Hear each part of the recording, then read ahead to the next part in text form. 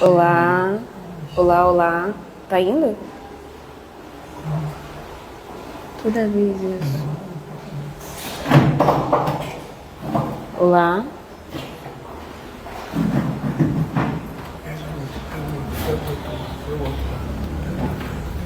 A gente tem que fazer um curso disso. Olá, boa noite. Tá bom o som aí? Esse som é ótimo. Bem, iniciaremos a nossa palestra pública, né?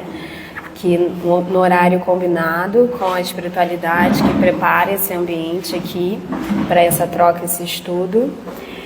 Teria alguém vindo hoje à casa pela primeira vez? Não, né? Mas para qualquer dúvida nós nos colocamos à disposição, tá bem? Hoje a palestra será ministrada pela Bárbara. Ela vai falar sobre o tema Sempre Compaixão, das evidências científicas a Joana de Ângeles. E antes dela começar, eu vou ler o preparo, fazer a nossa prece, e aí então eu passo a palavra para a Bárbara, tá bem? Esse preparo é do livro Pão Nosso, do Espírito Emmanuel por Chico Xavier. E o adultério, e o adúltero. E pondo-a no meio, disseram-lhe: Mestre, esta mulher foi apanhada no próprio ato, adulterando. João 8, versículo 4. O caso da pecadora, apresentada pela multidão a Jesus, envolve considerações muito significativas referentemente ao impulso do homem para ver o mal nos semelhantes, sem enxergá-lo em si mesmo. Entre as reflexões que a narrativa sugere, identificamos a do errôneo conceito de adultério unilateral. Se a infeliz fora encontrada em pleno delito, onde se recolhera o adúltero, que não foi trazido a julgamento pelo cuidado popular? Seria ela a única responsável? Se existia uma chaga no organismo coletivo, requisitando intervenção a fim de ser extirpada, em que furna se ocultava aquele que ajudava a fazê-la? A atitude do mestre naquela hora caracterizou-se por infinita sabedoria e inexcedível amor. Jesus não podia centralizar o peso da culpa na mulher desventurada, e deixando perceber o erro geral, indagou dos que se achavam sem pecado. O grande e espontâneo silêncio que então se fez constitui resposta mais eloquente que qualquer declaração verbal. Ao lado da mulher adúltera permaneciam também os homens pervertidos, que se retiraram envergonhados. O homem e a mulher surgem no mundo com tarefas específicas que se integram, contudo, num trabalho essencialmente uno dentro do plano da evolução universal. No capítulo das experiências inferiores, um não cai sem o outro, porque a ambos foi concedido igual ensejo de santificar. Se as mulheres desviadas da elevada missão que lhes cabe prosseguem sob triste destaque no caminho social, é que os adúlteros continuam ausentes na hora de juízo, tanto quanto no momento da célebre sugestão de Jesus. Então eu convido a quem queira fechar os olhos para que a gente possa abrir espaço nos nossos corações, na nossa alma, de nos conectarmos com essa espiritualidade, com essa energia amorosa que paira esse ambiente. Que a gente esteja aqui de mente e corações abertos a tudo que será dito pela Bárbara, que ela seja bem intuída, que ela se sinta tranquila e protegida, e que possamos trocarmos essa ideia nesse sentido mais anímico, nesse sentido mais sentimental, e que reverbere durante a nossa semana e naqueles que nós encontrarmos nos caminhos. Que assim seja, graças a Deus. Boa noite a todos. Muito feliz de estar aqui mais uma vez. Já me sinto em casa. Obrigada por terem vindo. Eu acredito que hoje é um dia que é bom a gente estar aqui, né? Evitando o excesso de tela, num momento em que a gente só vai ver muitas coisas que talvez a gente podia filtrar um pouco mais, né? E tentar elevar a vibração da nossa região, da nossa cidade, do nosso planeta e emanar a partir dessa palestra, né? Dessa aula, mas é um momento que a gente, durante esse tempo, eu tenho até que horas mesmo? 8h30. 8h30. Durante esse tempo, para a gente poder ficar lá com a vibração um pouco mais elevada e só da gente estar aqui prestando atenção, deixando os nossos problemas lá do lado de fora e buscando se conhecer, entender o que vai ser falado aqui que pode ajudar a transformar a gente já contribuiu muito, especialmente em dias como o de hoje, né? E esse tema já foi escolhido há muito tempo. Eu tenho alguns temas, né, que eu falo mais científicos, né, por estar na universidade, por né, ter minha formação acadêmica, científica, e eu tenho algumas falas que misturam ciência com espiritismo, né, que é a forma com que eu vivo a minha espiritualidade. Então esse é um tipo de palestra que tem viés. Eu não levaria para a universidade, né? Lá eu levo uma palestra sem viés, uma palestra com a espiritualidade baseada em evidências científicas. Aqui eu me mostro inteira, as evidências científicas e o viés religioso que eu tenho do espiritismo. Mas também tem as minhas práticas espirituais e por aí vai. E porque somos humanos, somos gente. E faz parte do processo. Então eu gosto de começar assim para dizer, essa palestra é uma palestra com viés, porque a gente vai falar de Joana de Ângeles, a gente vai falar de Kardec, e tá tudo bem. Bom, sempre compaixão. Das evidências científicas a Joana de Ângeles. Então a gente vai começar pelas evidências científicas, né? Pelo conceito de compaixão. Vamos comigo, gente. Então, quando a gente fala de compaixão, a gente está falando, então, desse, né, do latim. Acho que eu vou pro lado de cá. E não, aí não dá, deixa, vou ficar aqui mesmo. Desse latim, né, do latim compassio, que significa acompanhar. Significa que a pessoa que desenvolve tal sentimento não necessariamente sofre como aquela, né? Mas fica marcada por esse sofrimento, né? Então, a empatia, a gente sofre junto, às vezes cai lá no buraco junto e não consegue sair. Na compaixão, a gente acompanha, nós sentimos, mas nós estamos ali convictos em tirar a pessoa do sofrimento. Então, a gente deixa de pensar em nós mesmos para pensar no outro, para nos aproximar dele, para acompanhá-lo. A gente desenvolve o afeto, a proximidade. É muito difícil a gente ter compaixão se a gente não se aproximar um pouco mais do outro, né? Se a gente colocar aquela barreira na frente, você ali, eu aqui, tipo o consultório médico, né? Aquela mesa no meio assim, fica difícil. Mas se a gente sentar mais do ladinho e perguntar, né? E para além desses sintomas que você me relatou, o que está acontecendo aí nesse seu coração? O que está acontecendo? Como é que estão as suas emoções? Né? Talvez a gente comece a se aproximar.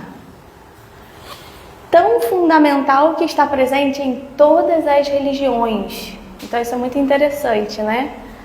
Não só nas religiões, né? A compaixão é um sentimento que pode ser, inclusive, desenvolvido. Existem hoje meditações, práticas complementares, né, práticas integrativas em saúde que a gente pode desenvolver essa compaixão. Mas quando a gente fala da religiosidade, a gente também vê que é um sentimento presente em todas as religiões. Vocês vão ver isso mais claro. Sinônimos de compaixão: bondade, misericórdia, clemência, caridade, benevolência, piedade, comiseração, indulgência. Né? E aí, como é que se dá essa origem da compaixão nas tradições espirituais? Então, por exemplo, eu trouxe uma frase do Papa Francisco que diz assim: a ternura não é virtude dos fracos, mas sim o contrário. Denota força de vontade e capacidade de atenção, de compaixão, de verdadeira abertura ao outro, de amor.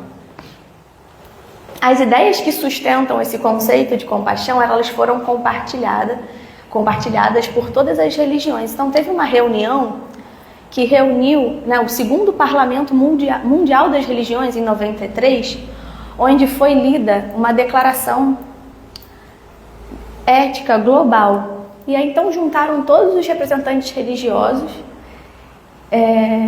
Foi quando ficou bem claro que compaixão era um termo presente em todas as religiões. E nessa declaração global, 2 itens chamaram bastante atenção de pessoas da área de pesquisa, né, dos pesquisadores. Uma era a necessária unidade de toda a família humana na Terra, ou seja, de nos reconhecermos irmãos, né, independente da raça, do credo, né? Essa unicidade, nos vermos como uma família, né? Como o Chico trouxe lá quando ele fez a entrevista lá, aquela entrevista super conhecida no Pinga Fogo, né? Ele falou, família universal, ele usa o termo, né? Depois, uma outra frase: a necessária solidariedade e interdependência de todos os seres humanos com os demais. A ideia de que se o outro está sofrendo, eu estou também. Se tem agora alguém, seja por que motivo seja, mal, isso reflete em mim de alguma forma, mesmo que eu diretamente não perceba, né? Bom, e aí a gente entra na compaixão, a gente pode olhar para a compaixão em várias perspectivas, com vários binóculos, com vários óculos, né? Tem a perspectiva mais espiritualista geral, que fala de sentido, de propósito de vida. A gente não precisa ter religião nenhuma para poder desenvolver nossa compaixão. Um ateu, um agnóstico, qualquer pessoa que veja a necessidade nisso, que encontre um sentido para isso, pode desenvolver compaixão, certo? Mas aqui eu vou entrar numa perspectiva, né? A partir de agora vamos todo mundo botar um óculos, o óculos dessa perspectiva cristã, já que a gente vai entrar um pouco nisso mais à frente. Então, na perspectiva cristã, os estudos mostram que a compaixão, ela protege os desfavorecidos e atua como uma justiça que restaura a união da comunidade. O Deus é descrito como o Pai da compaixão. Na segunda epístola aos Coríntios, por exemplo, de modo que o consolo que Ele nos traz nos permitirá consolar os outros. Né? Então, a partir do momento que eu encontrei meu consolo em Deus, um entendimento, uma aceitação maior sobre as coisas que acontecem, especialmente as mais difíceis, eu consigo ajudar o outro com isso também. E Jesus, ele personifica, né, a autêntica essência da compaixão e roga aos cristãos que ajam compassivamente. Como é difícil às vezes, com os demais, sobretudo com aqueles que enfrentam necessidades e mal-estar. E com os nossos inimigos. Que aí depois a gente entra nisso, porque inimigos, né, a gente pode interpretar de várias formas. Mas o ponto é esse. E aí a gente vê que, quando eu venho e me pergunta, fez algum preparo? Eu sempre falo, não fiz, porque eu gosto que abre aleatoriamente, porque sempre é algo que eu acredito, né? Nós aqui todos que acreditamos numa força maior, né? Em algo maior que traz uma mensagem, então qual vai ser a mensagem que ia cair no início? E falou do adultério, algo que é tão difícil, né? Tão difícil de perdoar, de entender, ou muitas vezes achamos que aquilo só acontece com uma pessoa ou com outra, ou tentamos justificar, ou não nos colocamos no lugar do outro. E aí Jesus vem trazendo sobre essa presença compassiva, essa ação, não só presença, mas a ação compassiva, né? Em situações em que às vezes a gente, né, a raiva sobe.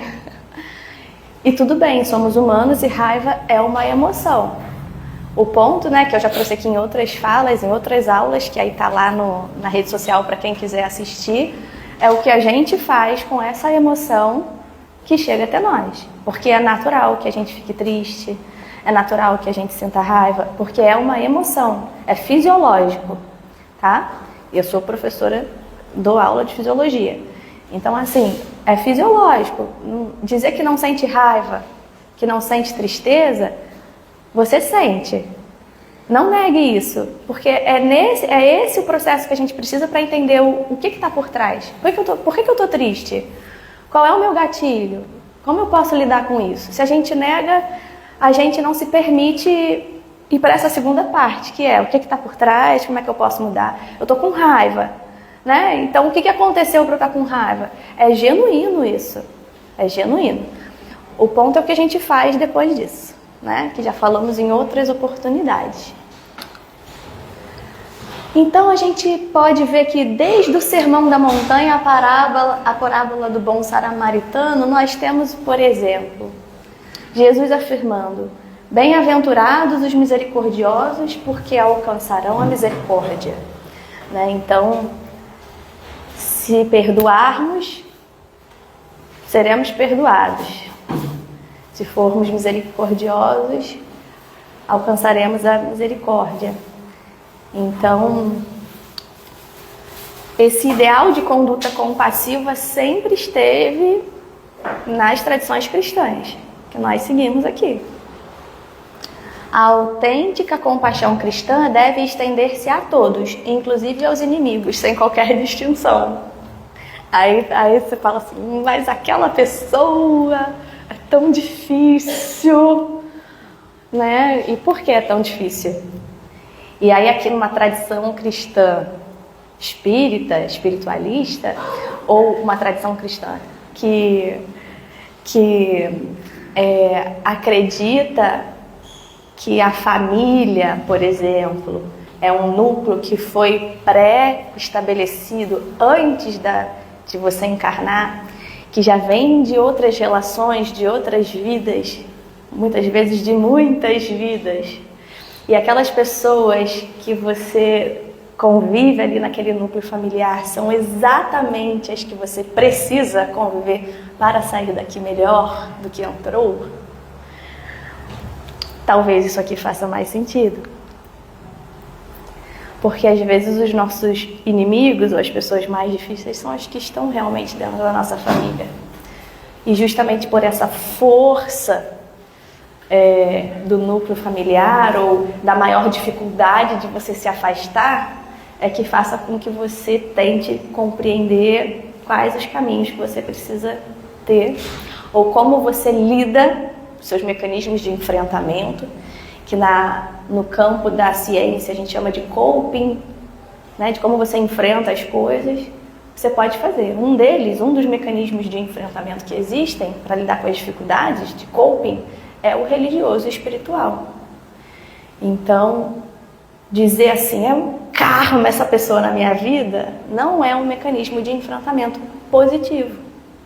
Esse, assim, desse jeito que eu tô falando, é um karma na minha vida, entendeu? Não é positivo. É um coping, é um mecanismo de enfrentamento negativo. Então, nem sempre a nossa espiritualidade, a nossa religiosidade nos ajuda a enfrentar os problemas da vida. O que vai nos ajudar é quando a gente acredita que aquilo ali é uma lição pra gente, que aquilo ali é como se fosse uma escola para você aprender por que é tão difícil conviver com aquela pessoa, o que a vida está querendo te ensinar, o que você ainda não aprendeu, né? E aí Emmanuel, através da mediunidade do Chico, diz: a cólera, né? A raiva que a gente acumula dentro da gente, a gente alimenta, é a origem de muitas doenças. Então, talvez, para aprender a perdoar, né? E aí, ninguém está dizendo aqui de aprender a perdoar e manter numa situação abusiva, né? Já que caiu a questão do adultério ali, se manter numa situação onde não há mais amor, porque muitas vezes já não se quer, já não existe mais um núcleo saudável ali, nem para um casal, nem para uma família. O perdão é inerente a isso, né? Você pode perdoar, compreender, mas decidir seguir em frente. E Jesus trouxe isso também. Então, e se fortalecer para isso. Então, isso é muito interessante. É a interpretação daquela nossa espiritualidade, daquela nossa religiosidade, a fim de verdadeiramente nos ajudar a enfrentar os nossos problemas, né? E então, como lidar com esses que nós entendemos de alguma forma que podem ser nossos inimigos, é que tem que ter o cuidado. E, inclusive, por isso que é tão importante, né, a gente falar não só sobre isso, com as pessoas que chegam às nossas casas, mas os voluntários que trabalham na casa, que atendem essas pessoas na casa. Porque eles podem entender, eles podem, rapidamente numa conversa, num atendimento fraterno, você consegue perceber as pessoas que têm esses mecanismos de enfrentamento, de coping espiritual, religioso, negativos. E nesse diálogo, ajudar a ressignificar isso. Isso já, com evidência científica, já é algo muito bom de se fazer. Então, as evidências mostram que as pessoas que são encorajadas a esse coping religioso espiritual que é positivo, elas têm isso impacta na saúde delas. Bom, nas religiões cristãs se descreve o amor como o amor. Então, nas religiões cristãs, quando a gente fala do amor, esse amor que Cristo trouxe para nós, é a compaixão. É a compaixão na prática, né? E aí a gente vê na primeira epístola aos Coríntios, Paulo, apóstolo, nos trazendo lindas palavras, que inclusive tem tudo a ver com o que a gente leu também, porque são palavras muito lidas em casamentos. Até hoje, nos casamentos, muitas celebrantes falam essas palavras de Paulo. O amor é paciente, o amor é bondoso, não inveja, não se vangloria, não se orgulha, não maltrata, não procura seus interesses, não se ira facilmente, não guarda rancor. O amor não se alegra com a injustiça, mas se alegra com a verdade. Tudo sofre, tudo crê, tudo espera, tudo suporta. O amor nunca perece. Então a gente percebe que esse amor que Paulo coloca... Deixa eu ver se eu falo aqui qual é a... Não falo. Então eu vou contar. Então essa é uma parte de um trecho que o apóstolo Paulo escreveu aos Coríntios. Qual é o contexto da época? O contexto da época era Paulo, primeiro que maravilhoso, né? Paulo foi o maior perseguidor de cristãos. Matou inúmeros cristãos, inúmeros. E aí Paulo viu Jesus. Viu Jesus, né? Teve uma aparição, né? Teve uma experiência espiritual, que hoje na ciência diria que é uma experiência anômala, uma experiência espiritual. E depois dessa experiência com Jesus espiritual, ele se converteu e passou a ser o maior divulgador daquilo que Jesus trouxe. Isso é muito lindo, né? E aí, Paulo, ele ia a vários espaços, né? Vários locais, divulgar sobre Jesus, sobre as histórias de Jesus e pregar. E um dos locais foi lá, né, aos Coríntios. E aí fundou a igreja lá. Só que o negócio lá em Coríntios não estava funcionando muito bem. Negócio não, né? Porque não tinha... literalmente não era para ser um negócio. Só que as pessoas não entenderam isso muito bem. E aí lá, nessa igreja em Coríntios, estava tendo muitos problemas. E as pessoas não estavam sabendo lidar. Como é que faz para resolver esses problemas? Mandaram uma carta para Paulo. Paulo, me ajuda. E aí Paulo escreveu essa carta de volta explicando o que eles deveriam fazer para resolver cada uma das questões. Uma delas, por exemplo, essa questão começou a falar muito do espírito, né? Da alma. E aí as pessoas começaram, uma das coisas, né, que eu lembrei aqui agora, tinha outras. As pessoas começavam a dizer assim, então, se a alma, né, a alma que é importante, você faz com o corpo o que você quiser. Não é bem assim. Porque o corpo é um presente, né? O seu corpo é o meio pelo qual na Terra a gente exerce, a gente utiliza para que a nossa alma, né, para que o nosso espírito esteja encarnado aqui. A nossa experiência, o que a gente precisa viver é na carne, né? Mas ela é perecível, o espírito não. A alma não. O espírito é a alma encarnada, né? Então, quando a gente se refere ao espírito de alguém que encarnou, o nome é alma, segundo os livros de Kardec. Então, mas isso, né, a gente não precisa saber ao certo. Mas o ponto ele escreveu, faz isso, faz isso, faz isso, faz isso. Aí, no final de tudo, ele escreveu algo que, assim, não importa o que aconteça, não importa as situações pontuais, tudo se resolve pelo amor. E aí ele escreve essa linda carta, isso aqui é um trecho, daquilo que, se você pensar desse jeito, a solução você mesmo vai encontrar. Porque se você for assim, bondoso, paciente, né, não se alegrar com a injustiça, esperar o momento certo, você vai estar no caminho certo. Então esse que é a história.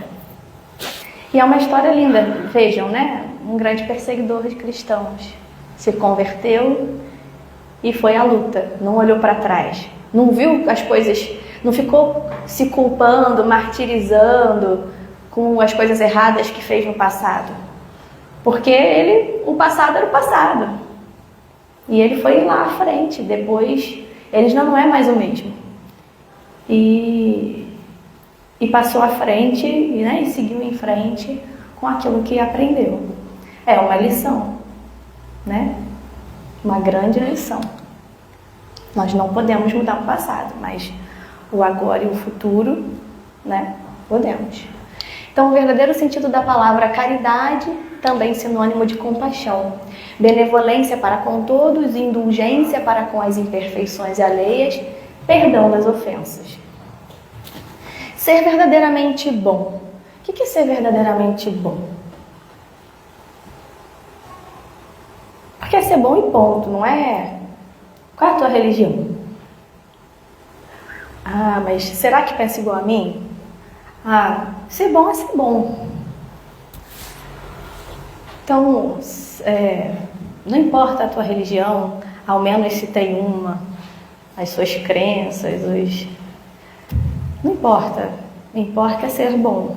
E por vezes, Dr. Bezerra falava isso, por vezes, esses nossos poréns, inclusive na hora de acolher alguém dentro de espaços religiosos, esses nossos poréns fazem com que a caridade chegue tarde.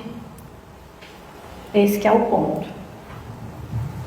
Eu estou vendo The Chosen e tem umas partes ali que Os Escolhidos, né? Uma série que conta as histórias de Jesus, né? E é muito bom. Quem não viu ainda, vale ver. Mas é tudo muito impactante, porque Jesus é muito incrível. É muito incrível a história de alguém que não só deu o exemplo e não esperava que ninguém colocasse ele no pedestal, não esperava que nada em troca. A gente se vê muito pequeno quando começa a assistir, e nessa série é tão real, né? Como se estivesse ali no meio das pessoas. E eu fiquei pensando assim, quem eu seria ali? Se eu tivesse, com vocês, cada um de nós, se eu tivesse na época de Jesus, sim, sentindo com o coração, quem eu seria? Um romano? Um que seguiu Jesus? Né? Quem teria sido eu naquela época, sabe? Aí eu fiquei refletindo sobre isso no outro dia. Aí eu cheguei à conclusão de que eu acho que eu seria alguém que teria seguido ele, mas que no primeiro problema eu ia ficar com medo. Assim, ai meu Deus, como vou ficar com medo? Medo de seguir alguém que era tão perseguido, né? E ver os colegas à volta serem perseguidos, né? Alguns morreram, e ficar com medo de ser comigo, né? E aí a gente, a partir disso, independente, né? Assim, se foi, se não foi, eu tô preocupada com isso, mas o que esse medo tá falando pra mim, né? Então essa pergunta, por que esse medo? Qual é o medo? O medo de viver aquilo que você acredita, né? Então, é mais ou menos isso. A gente, na maioria das vezes, a gente não precisa saber o que a gente foi nas vidas passadas, nada disso. O que nós somos hoje, as sensações que nós temos hoje, as vivências que nós temos hoje, os sentimentos que nós temos hoje, são reflexo das nossas vidas passadas. E talvez já seja suficiente o que a gente sente hoje. Talvez não. Porque os espíritos já trouxeram isso. Porque seria muito duro se a gente soubesse no passado. Do passado, né? Então, é libertador a gente só lidar com o que tem aqui nessa vida, né? E um Kardec, tolerante, compreendendo que nós também erramos, mesmo que em outras circunstâncias. Então é isso. Adultério eu não perdoo. Tá, mas você tem... Mas eu também não erro. Nunca traí. Tá. Mas você é perfeito? Você não tem erro nenhum? Perdoar para nos libertarmos de nós mesmos. É muito mais sobre nós do que sobre o outro. E perdoar quantas vezes necessário. Aí também, né? Cuidado, né, gente? Que a gente não é uma caixinha de lixo, né? É o que eu estou dizendo. A importância da gente ter as estratégias de coping, de enfrentamento religiosas e espirituais ajustadas, e o papel imprescindível da casa espiritualista, espírita, nesse papel. Porque você vira para uma pessoa que está com um problema grave no núcleo familiar, extremamente abusivo, e fala para perdoar quantas vezes for necessário. Perdoar é uma coisa, mas se aquela pessoa estiver interpretando que é para ela ficar naquele núcleo abusivo o resto da vida, isso é complicado. Então, por isso o diálogo é tão importante, para você entender e tá ali apoiando ela. Compaixão é isso. Não é você que tira ela. Você apoia ela, fica do lado, convicto de que ela vai conseguir sair. Não é você que tira ela, não é você que diz o que ela tem que fazer, mas você está ali ao lado, né? Então, essa questão do coping, do enfrentamento espiritual é muito importante, porque muitos de nós,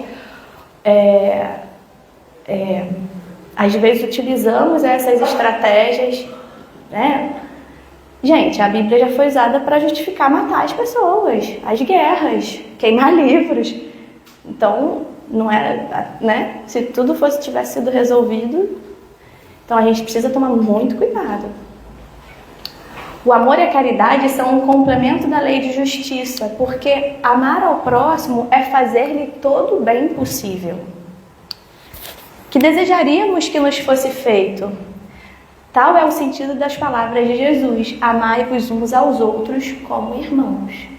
Então é isso, né? A oportunidade de todos nós corrigirmos os nossos erros do passado e sermos melhores. Mas temos nosso livre-arbítrio, sempre. A caridade, segundo Jesus, ela não se restringe à esmola, né? A caridade, porque é similar amor, similar à compaixão. Abrange todas as relações com os nossos semelhantes, quer se trate de nossos inferiores, iguais ou superiores. Elas nos pedem para sermos indulgentes, porque temos necessidade de indulgência, e orienta a não humilhar o infortúnio, ao contrário do que comumente se pratica. Por isso que a gente tem tanto medo de errar, né? Que é uma cultura de que quando erra a gente fala, viu? Eu falei. Desde criança. Desde criança. Enquanto é bem punitivo isso, né? Se um rico nos procura, atendemos com excesso de consideração e atenção. Mas se é um pobre, parece que não nos devemos incomodar com ele. Quanto mais, entretanto, sua posição é lastimável, mais devemos temer aumentar-lhe a desgraça pela humilhação. O homem verdadeiramente bom procura levar o inferior aos seus próprios olhos, diminuindo a distância entre ambos. Auxiliar... isso aqui é meu, tá? Eu que escrevi, não é o do Livro dos Espíritos. Essa é a pergunta 886. Eu coloquei aqui um resumo. É auxiliar sem que a pessoa perceba, sem demonstrar que você está ajudando. Eu dei um exemplo da última vez que eu dei essa palestra em outra casa, que é quando uma pessoa pede um prato de comida na rua. E aí tem três opções. Aquela pessoa que fica no carro com as quentinhas vendendo na rua, tem três pratos. Tem macarrão, tem frango e tem carne. E para você que está passando, é o mesmo valor. Você pode chegar para a pessoa da rua, já que você decidiu que quer dar a comida para ela, e perguntar assim, o que você quer comer hoje? Não vai afetar um centavo do seu bolso. Isso é humanidade. Mas por vezes, a gente se pega correndo, compra a primeira que vê, porque considera que já é suficiente o fato da pessoa estar comendo e você está dando aquilo. Sem falar de outros casos, né? Eu tive algumas experiências na infância, na minha casa espírita, a gente ia para os condomínios lá em Petrópolis, de vez em quando, os adolescentes, a gente pedia alimentos nos condomínios para ajudar a formar as cestas básicas e às vezes na porta dos mercados, para ajudar a formar as cestas básicas para doar para as famílias carentes. Porque a doação dos alimentos que as pessoas que frequentavam a casa davam, às vezes não fechavam as cestas que davam. Então a gente se dividia em rodízio e ia para a porta dos mercados e falar, olha, eu sou voluntária, a gente está pedindo... E isso era sempre... Assim, eu era pequena, ia com a minha mãe ou com os adolescentes. Mas era uma super lição, porque, assim, as pessoas te tratam de um jeitinho, sabe, assim. Mas essa experiência foi muito boa pra mim, porque eu cresci e mesmo assim, às vezes, na correria, eu passo assim, sem... Porque não é o fato de você comprar comida, é como você trata o ser humano. E eu não estou me colocando como exemplo aqui, não. É porque foram coisas que eu vivi só. E eu meio que ficava sem entender, sabe? Porque nem tudo afeta no nosso bolso. É uma questão de tratar o outro como a gente gostaria de ser tratado. E aí, enfim, eu acho que todo mundo que puder colocar as suas crianças para experienciar esses momentos, esses espaços, assim... Porque tem coisa que você não precisa falar nada. Só de você estar ali, a criança assim, experienciando isso com você, isso fica, sabe? Eu vi assim, é igual panfleto. Eu já ajudei a minha mãe fazia evento, e às vezes ela falava assim, filha, quer ganhar um dinheirinho? Ao invés de eu pagar o rapaz para panfletar, eu te dou os panfletos. Pô, eu só pensava assim, final de semana, vai ao cinema, nanã. Então, assim, era a maneira da minha mãe lá de já me ensinar a correr atrás do meu trabalho e tal. Eu não gostava, mas o dinheirinho era legal. Beleza, eu ia lá para perto do trabalho dela e fazia isso para ajudar o evento. Gente, até hoje, pode entregar vendo ouro, eu tô pegando, porque eu me vejo no lugar dessas pessoas que ficam panfletando o dia inteiro. E eu ficava lá só esperando assim, quero pegar o último que eu vou ganhar dinheiro da minha mãe e vou pro cinema no final de semana. No final do cinema vai dar pra ir no McDonald's. Enfim, essas coisas assim que criança gosta, sabe? Então, é um pouco isso. Eu acho assim, quando a gente se aproxima mais dessas pessoas em humanidade, e isso acontece quando a gente vivencia, muda. Então, eu acho que uma coisa que a gente pode fazer é pensar nessas experiências, assim, as evangelizações, os nossos filhos. Se a gente se distanciar, se a gente colocar aquela mesa do médico na frente, né, simbolicamente para as coisas, fica mais difícil. Porque uma coisa é você pensar se você passasse fome. Outra coisa é você estar perto de alguém passando fome. Outra coisa é você tiver na família alguém que já passou fome. Entendeu? Tanto é que as pessoas, muitas pessoas começam a crescer um pouco na vida, melhorar um pouco financeiramente e às vezes continuam nas suas comunidades, porque é muito mais fácil alguém que passa dificuldade ajudar alguém que passa dificuldade do que você ir para uma outra região em que, se você tiver alguma questão, ninguém vai te ajudar, assim, porque é outra cultura, né? Então, é uma reflexão. Essa ideia do ajudar a pessoa sem ela perceber que está sendo ajudada é que é muito bonita. Porque aí é só entre você e Deus. Não é mais o seu ego, né? De dizer, eu ajudei a pessoa ali. Aí eu contei isso pra minha mãe e falei, mãe, eu cheguei à conclusão disso, que eu não vou mais falar quando eu ajudar alguém, ou alguma coisa assim. Ela, filha, mas você já tá querendo demais. Talvez seja isso também, né? Mas cada um na sua busca, né? Por melhorar. Amai-vos, amai os vossos inimigos. O amor pelos nossos inimigos não é contrário às nossas tendências naturais. Essa é uma pergunta muito importante do Livro dos Espíritos. Ora, o amor pelos nossos inimigos não é contrário às nossas tendências naturais? Tipo assim, amar os inimigos? Quem vai querer amar os inimigos? E a inimizade não provém de uma falta de simpatia entre os espíritos? Né? Tipo, a gente não se dá bem, deixa ele lá e eu cá. E aí os espíritos responderam, sem dúvida não se pode ter para com os inimigos um amor terno e apaixonado. Pô, que aí já é demais. E não foi isso que Jesus quis dizer. Amar aos inimigos é perdoá-los e apagar-lhes o mal com o bem. É assim que nos tornamos superiores. Pela vingança, nos colocamos abaixo deles. É você decidir. Eu não vou fazer de volta, porque não é assim que vai resolver. Mesmo que você siga em frente, escolha outros caminhos. Né? E às vezes é necessário.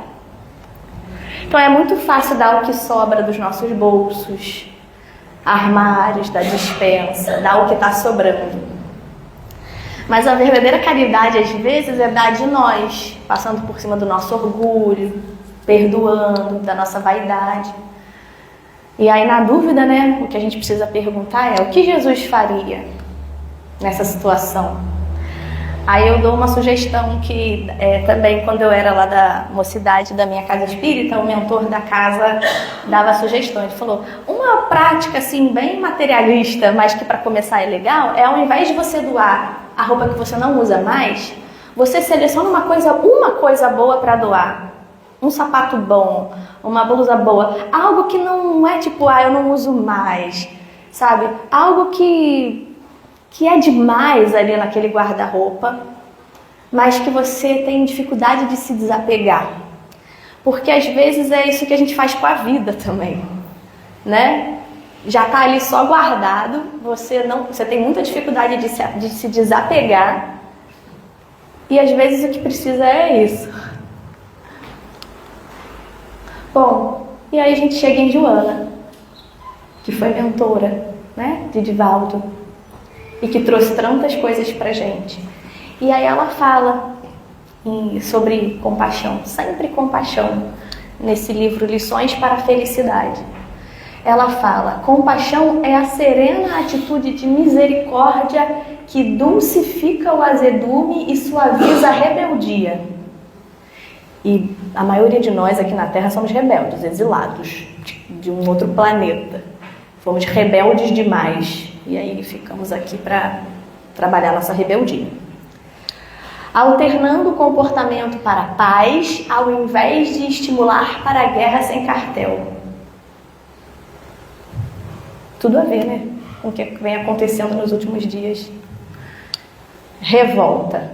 Mídia que exalta o crime, a desordem e a perversidade, armando contra os outros de modo a explodirem reações imprevisíveis e resultados danosos.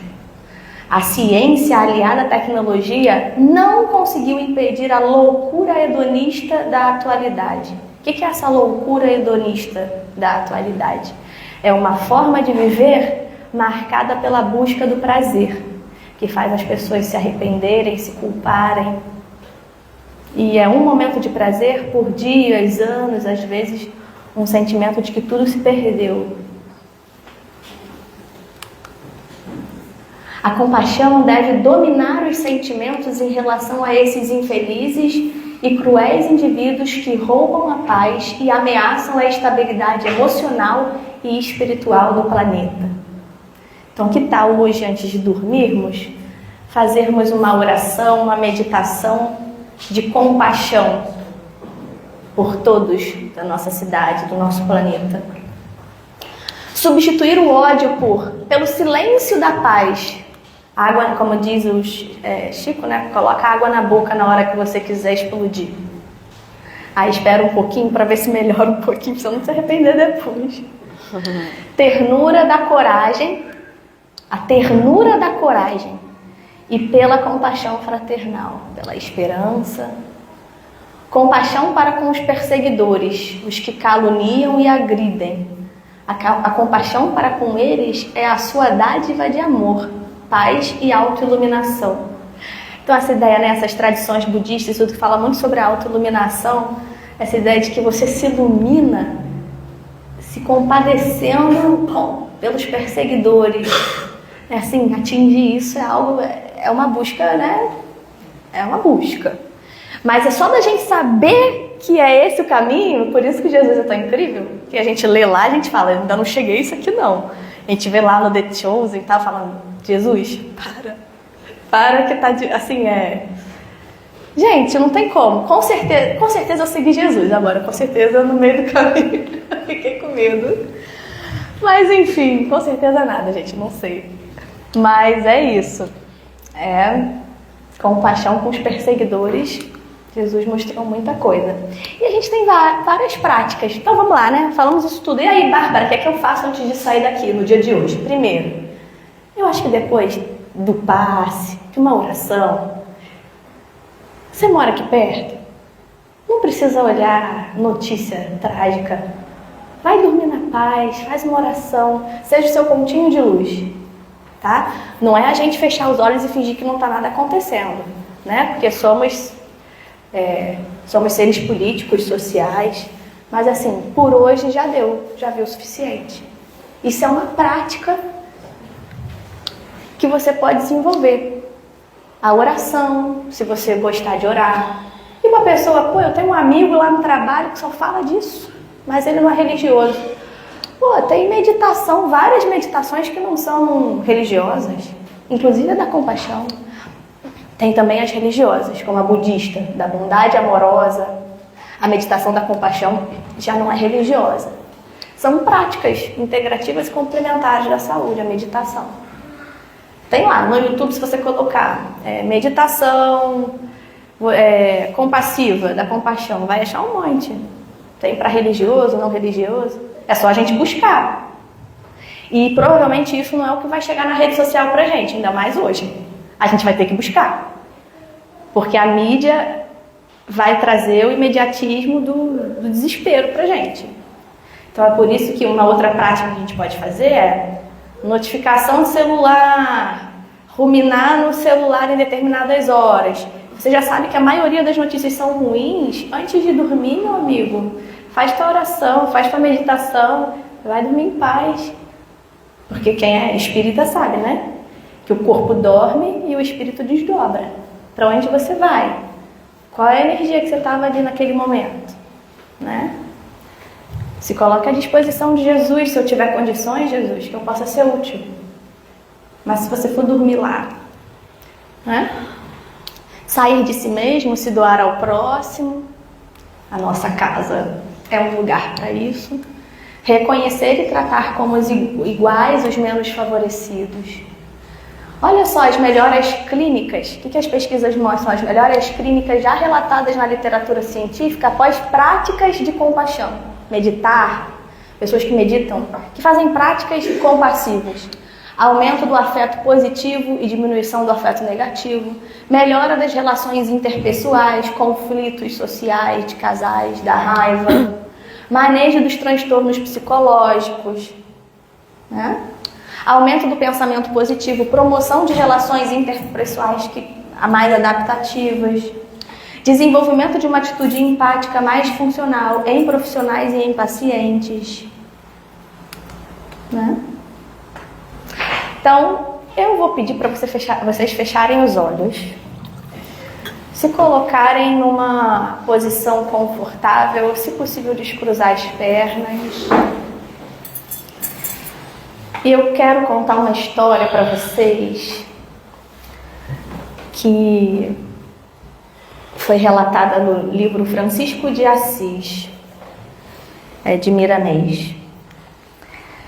É uma oração que Francisco de Assis pediu para o Frei Leão escrever.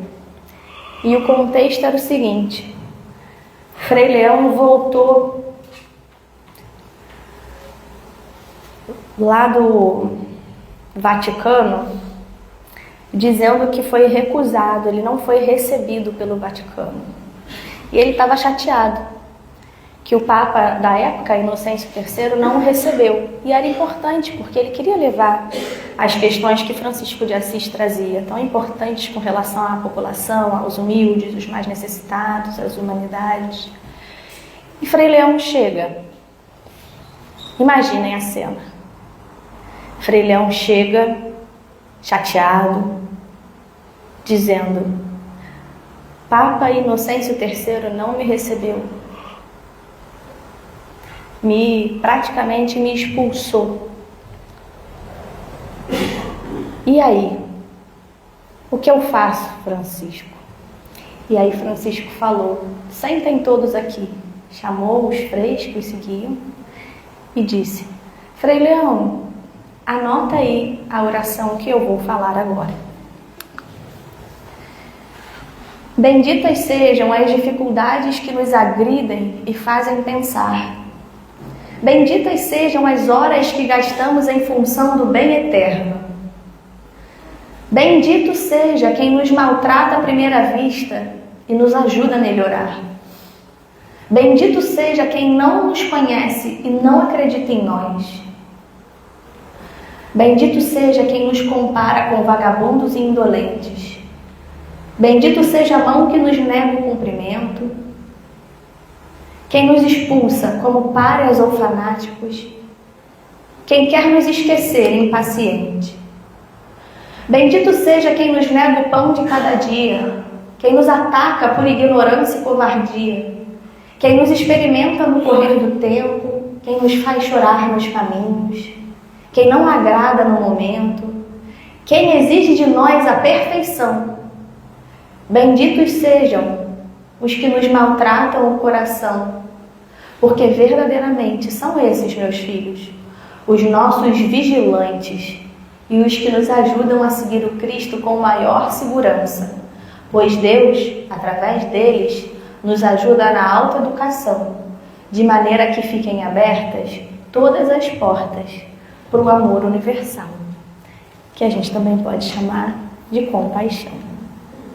E assim vamos abrir os olhos, sentir nossos pés, nossas pernas, nossas mãos. Vamos respirar profundo, prender um pouquinho o ar e soltar em 6 tempos. 1, 2, 3, 4, 5, 6. Mais uma vez, respira em 4 tempos. 1, 2, 3, 4. Prende um pouquinho e solta em 6 tempos. 1, 3, 4, 5, 6. Essa respiração alongada ajuda a gente a acalmar, né? Quando a gente expira, mais alongado. Por fim, só para mostrar, por exemplo, aqui no YouTube tem práticas da compaixão nesse Instituto de Mindfulness aqui, Mente Aberta, gratuito. Talvez você possa começar hoje. Ah, Bárbara, eu não sei quanto tempo é dessa prática, mas tem meditação que são de 3 mindfulness, né, de atenção plena, que são 3 minutos. Pode começar com a de 3 minutos e depois da compaixão. E como é que é essa meditação? E essa meditação aqui é para qualquer pessoa, não é religiosa, tá? Você pode indicar para o amigo ateu, agnóstico, tranquilamente, né? E aí, nessa prática, vamos voltar lá. Como é que é essa prática da compaixão? Ela é a pessoa, né? Tem uma pessoa falando, né? E ela te induz a fazer imagens mentais. E essas imagens mentais é você desejar paz, ternura, coragem, felicidade, esperança em várias circunstâncias. Então você começa desejando isso para alguém que você gosta muito, e aí entra nesse padrão, né? Desejar isso para o seu filho, para alguém que você ama muito, é fácil, né? E aí você sente teu coração expandir. Que tenha paz, que tenha ternura, que tenha coragem, que seja feliz, que tenha esperança. Pode fazer isso antes de dormir. Você começa a desejar só coisas boas. Primeiro você faz isso com uma pessoa que você ama muito. Depois você pensa numa pessoa neutra. Uma pessoa que você viu no trabalho, neutra, que você não tenha nenhum sentimento, nenhuma emoção envolvida. Por exemplo, poderia ser qualquer pessoa, né? Lu não, que a Lu não é mais neutra. Mas uma pessoa daqui que eu possa, né, pensar, e aí eu faço começo a desejar que tenha paz, que tenha ternura, depois de ter desejado isso para o meu filho. E aí, por fim, você deseja isso para aquela pessoa que você tem dificuldade, mobilizando esse sentimento. Mas é claro que você tem que ter se desbloqueado para isso também, porque senão não vai funcionar, você nem vai conseguir. Se você fizer isso em voz alta, é aquela hora que tu vai até engasgar, assim, vai... né? Então você precisa estar num processo já de perdão, no processo do auto-perdão, por ter passado por aquilo, do perdão do outro, que muitas vezes só cabe a ele mesmo, que você precisava, na verdade, é do auto-perdão, de se perdoar por ter passado por aquilo, e de conseguir desejar o bem ao outro, mesmo ele tendo feito algum mal a você, porque é o que tinha para dar, né? Então esse é um exemplo de prática que a gente pode fazer e que tem evidências científicas e que passa por Jesus, por Kardec, por Emmanuel, pelo Livro dos Espíritos e por Joana. Eu espero que tenha sido produtivo. Eu falo um pouquinho sobre espiritualidade e práticas integrativas no meu Instagram profissional.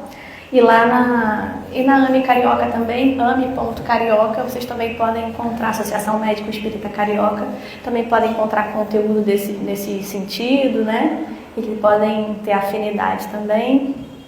E agradeço muito por estar aqui mais uma vez, me sinto muito em casa. Obrigada por terem vindo. Que todos tenham uma noite de paz, de harmonia. Obrigada.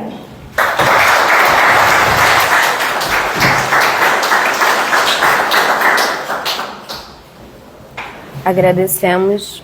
Você desligou? Tudo bem.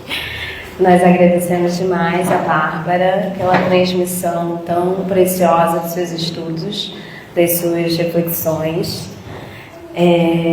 Vamos passar agora, depois, né, desse momento calmante, assim, para o nosso passe, tá? Pedimos a todos que permaneçam sentados e que os passistas se posicionem.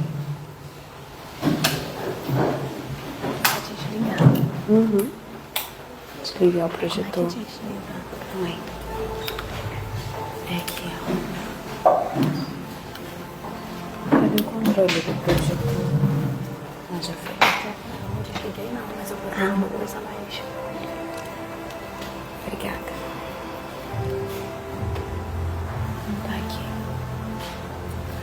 pensando em Jesus.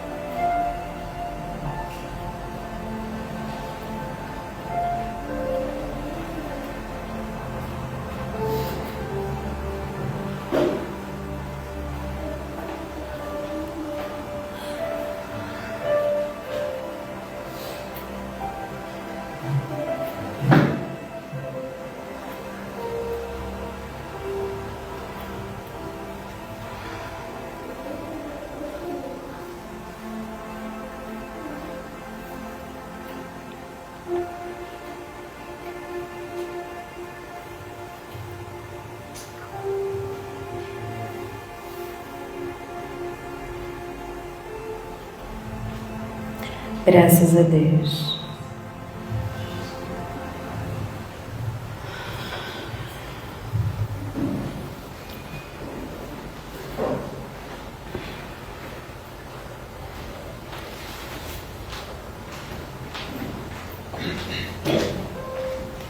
Então, agora após esse momento,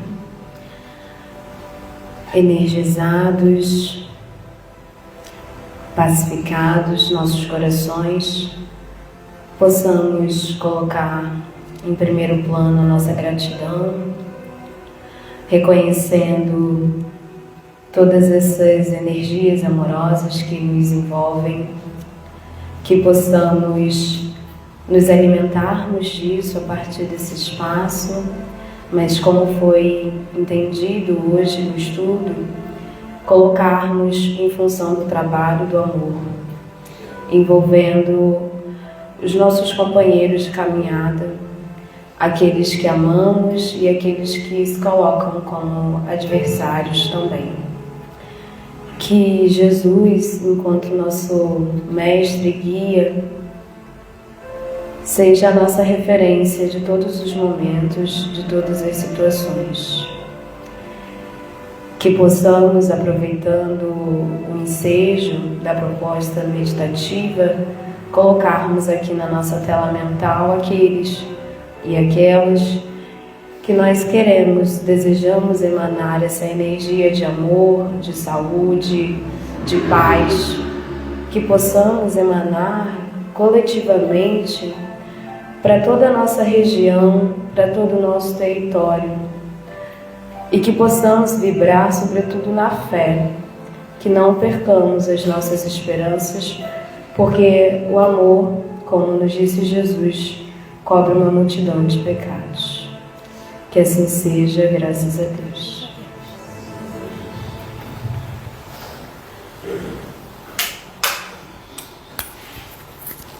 Muitas luzes. Então, pessoal, vocês devem já estar sabendo que os nossos avisos gerais estão lá fora na televisão, né? Mas aqui são os avisos mais principais, assim, e novidades também, né? De todo modo, a gente sempre divulga a nossa livraria, né? Existem lá agora trabalhos do grupo de artesanato, estão bem bonitos e eu acho que vale a pena conhecê-los. A gente pede para que possam seguir as nossas redes, né? O Instagram gebem.rio e o YouTube, que é Gebem Rio. E sobre os livros, os números ficam na perna direita da cadeira. Não tem ninguém vendo pela primeira vez, então a gente vai sortear os números. O que a intuição manda? São 3. 13. 13. O pessoal levantou. 31. 31. E tenta descer um pouco. 23. 23 foi? 29. Número 10. 10. Falta o último. 50. Não tem. Tem alguém vindo pela primeira vez? Não? Tem? Ah, então o livro seu e tá tudo certo. Pega na livraria lá. Bem-vinda. Tchau, tchau, gente. Boa noite.